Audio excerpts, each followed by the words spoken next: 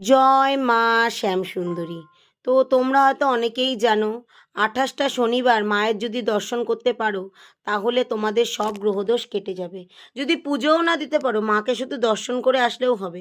কারণ মায়ের কাছেই একমাত্র যেকে 9টা গ্রহ পাওয়া যাবে, 9টা গ্রহকে তুমি পুজো দিতে পারবে।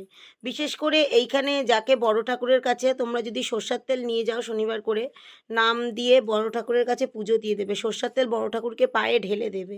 এটাই একমাত্র জায়গা দেখি যেখানে যেখানে বড় ঠাকুরের কাছে তুমি সর্ষের তেল ঢেলে পুজো দিতে পারবে।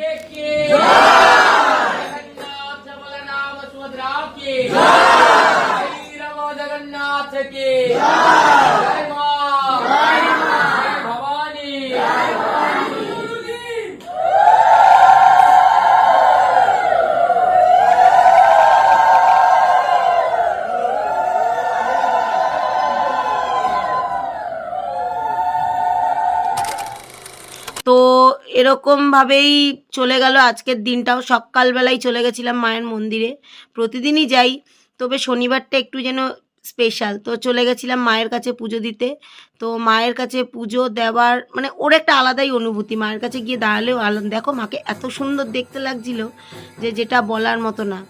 তো পুজো দেওয়ার পরে একটু ভোগ বিতরণ করছিলাম, আমার মেয়েও করছিল। তো এইটুকুনি মা দয়া করে তাই করতে পারি। তো এইভাবেই শনিবারের সকালটা কাটিয়ে দিলাম। জয় মা শ্যামসুন্দরী।